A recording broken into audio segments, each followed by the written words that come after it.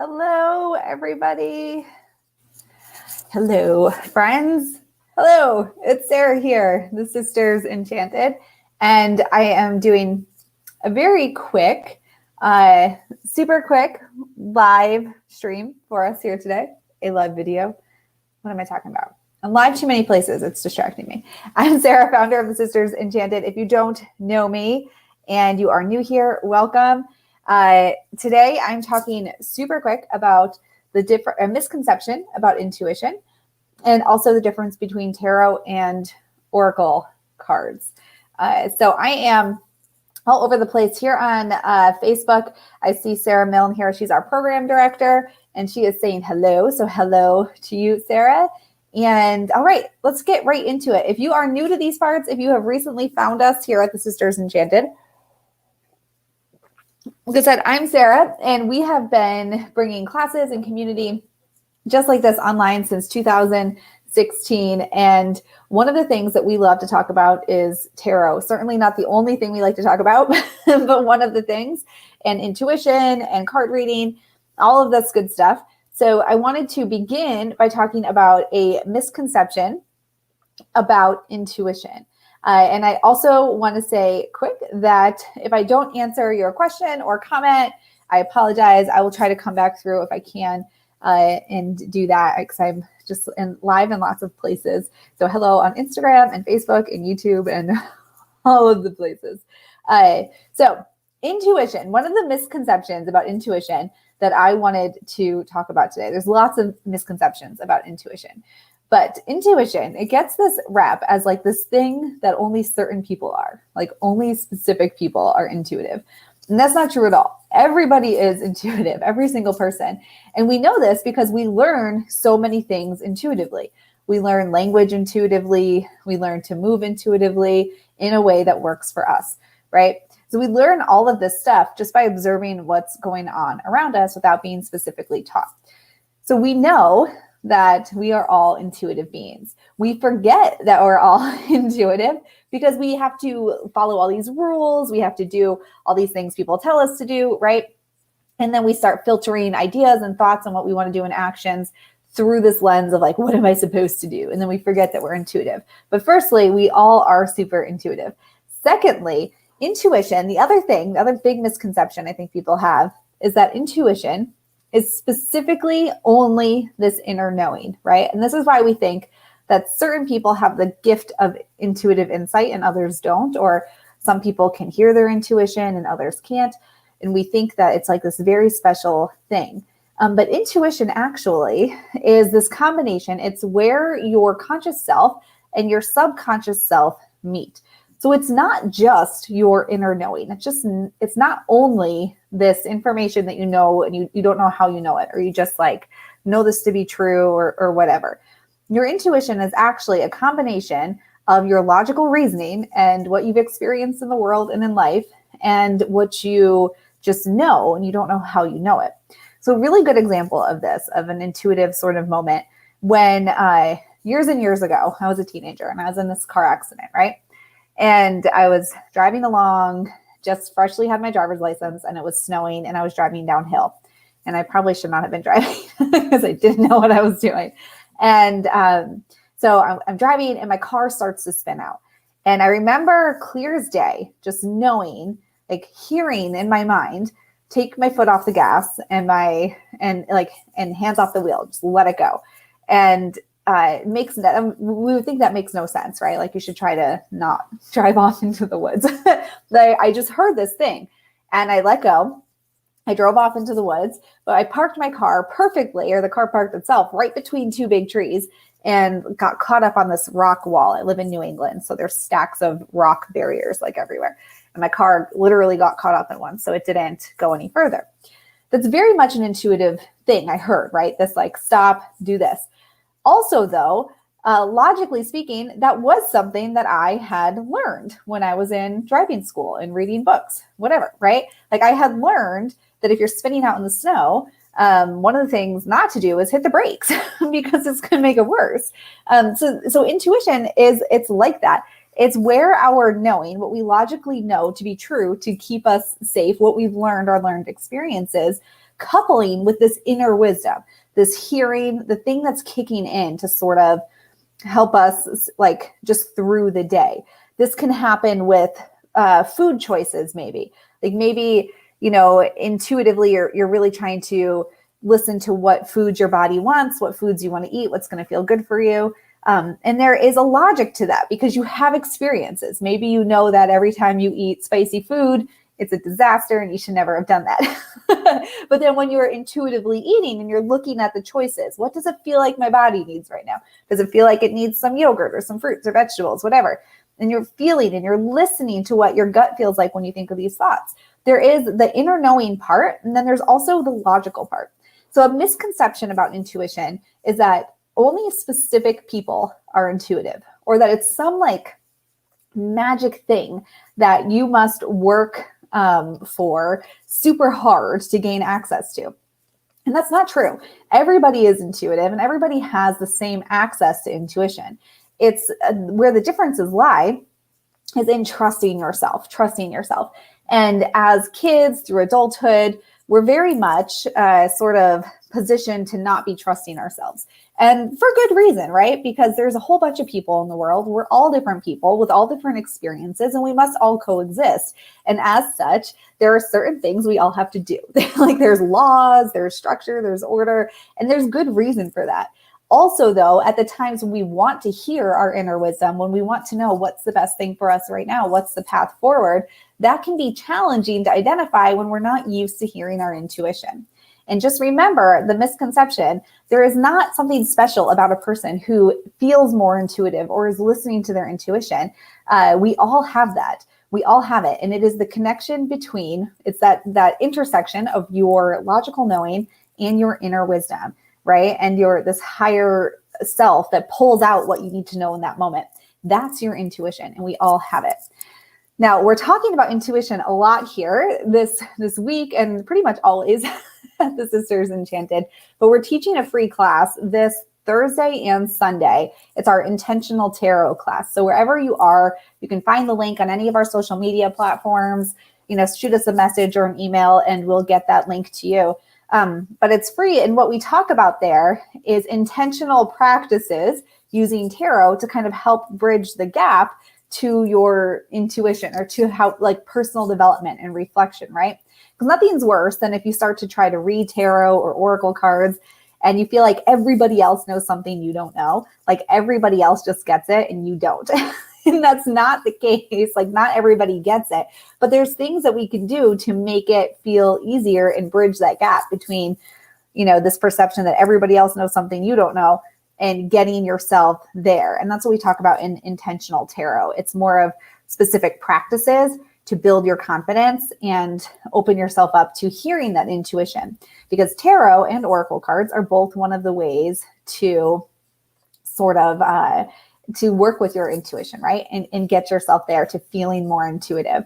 Certainly you don't need tools to do that. You are intuitive just as you are, but tarot is really fun and really informative. And it's a great way to take yourself out of your own head and sort of explore what's going on in your life.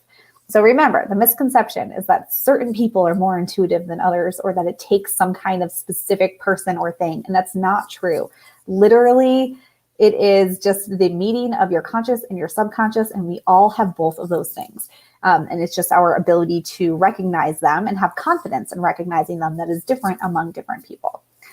Let's see here. So hello, I'm just checking comments. I saw a lot of highs, a lot of familiar faces, some of our magic mentors over here on Facebook.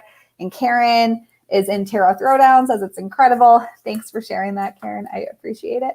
Now, before we round out today, I wanted to take a minute just to explain the difference between tarot and oracle cards, because we get that question so often, and it's something we don't talk about a whole ton here, not for any particular reason.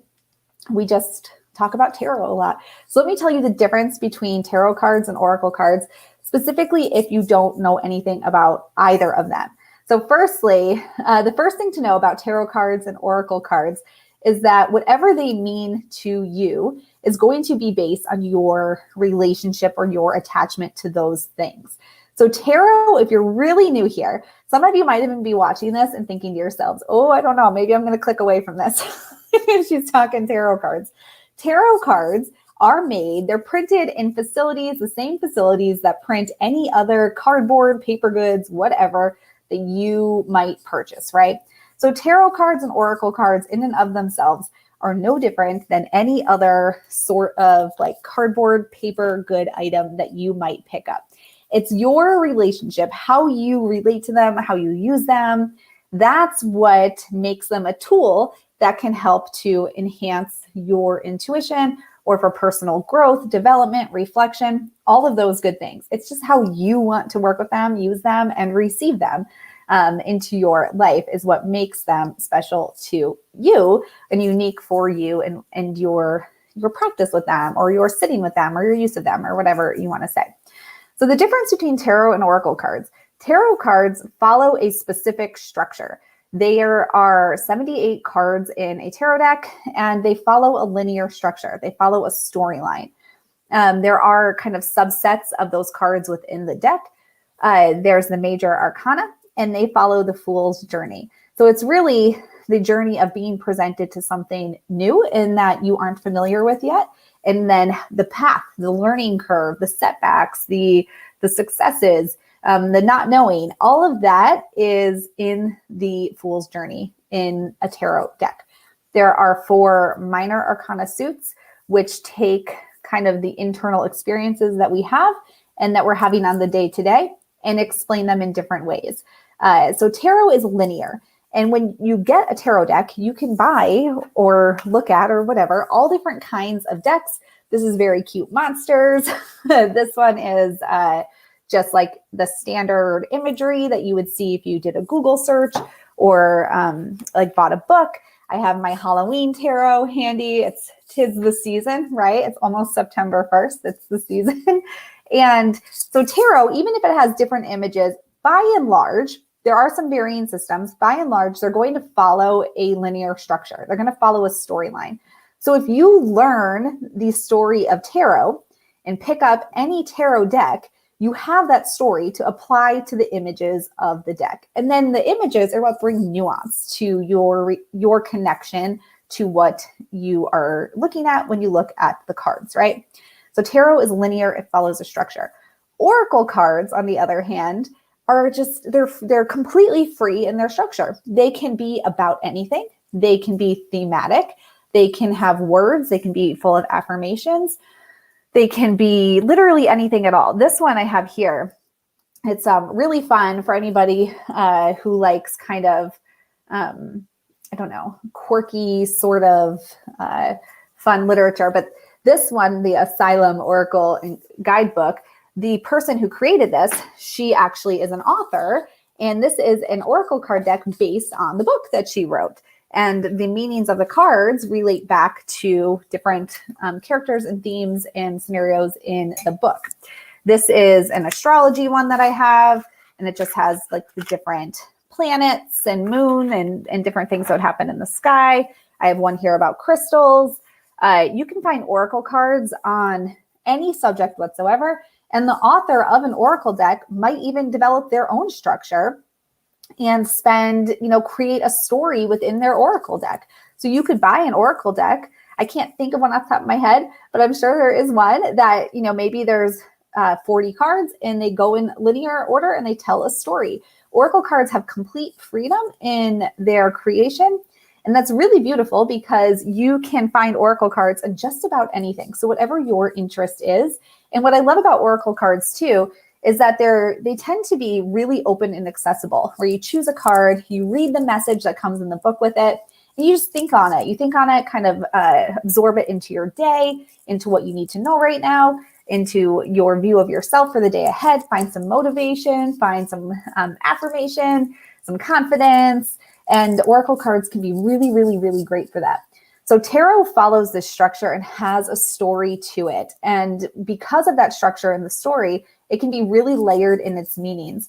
For example, there's a card in the major arcana called the Tower card, and it's really like sudden chaos and upheaval. Sudden chaos and upheaval. Well, the card that comes next in the story is the Star, which is the Hope card. So if you remember that's the structure, right? You have chaos and upheaval. but then you have the star, you have hope, right? You have this beautiful thing that rises in the night sky to point you in the right direction again. If you know the story of tarot, you can add all of these layers into the information that you are recording for yourself, that you are understanding for yourself when you're using tarot to do inner reflection, right? Versus oracle cards, which are more, they're thematic again. They all work together within a certain deck, but you might, depending on the card deck, like that familiar structure is not there that you would have with tarot. So that's the difference between tarot and oracle. You can use them interchangeably for sure. You can even use them together. You don't have to use them separately. And finding, often there are many deck creators actually who will make a tarot card deck and then an oracle card deck that go together and work together. So you find that a lot now too, just because of how popular tarot is. I gotta tell you, I've been reading tarot for 20 years now, actually a little over 20 years. I like going back in all my videos. I've been doing this here at the Sisters Enchanted since 2016 and how I age up every year. So now it's been 20 years. And when I bought my first tarot deck 20 years ago, it was not popular like it is now. I bought mine in Disney World on a school band trip. I played the trumpet and it was sold in the Disney Villains shop. It was not a villains deck. It was just a tarot deck, but it was sold in a villains shop because it was like villainous, I guess. And I brought it home, stuck it in between my mattresses on my bed, my box spring in my mattress. And like everybody who knew I had it thought I was totally weird. And I guess, all the best people are a little bit weird or are very weird. So, I will own that.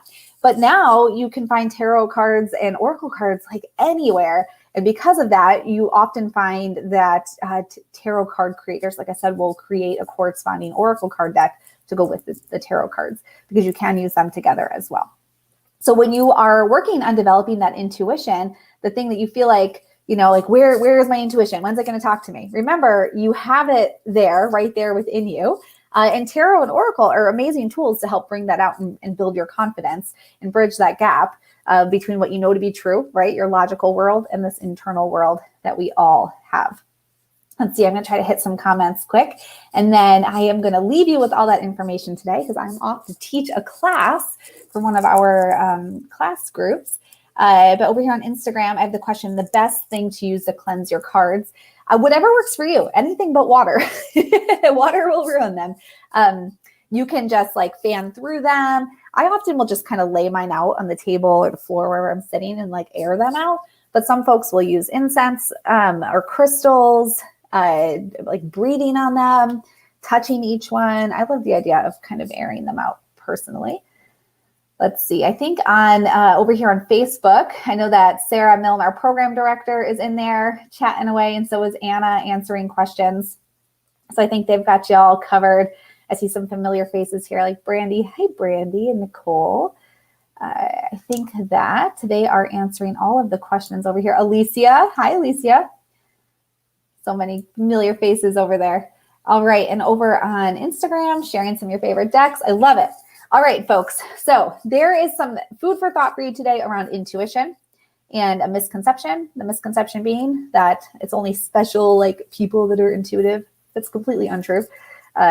Nothing more untrue. We are all intuitive. And the difference between tarot cards and oracle cards. And if you are looking for a little more practice or are interested in using tarot in some more unique, intentional ways, our free class, we're hosting it on Thursday and Sunday. So you can find the link in all the usual places where you would find links, swipe ups, profiles, emails, things like that. And you can certainly message us and we will get you it if you need it. It's our intentional tarot class. It's going to be a lot of fun. All right, everyone. Well, thank you for hanging out with me today. I appreciate it. And I hope you all have an enchanted rest of your day ahead. And I will see you around. I don't know how to end this on Instagram. I'm like inept with technology. I'll see you around the internet. Bye.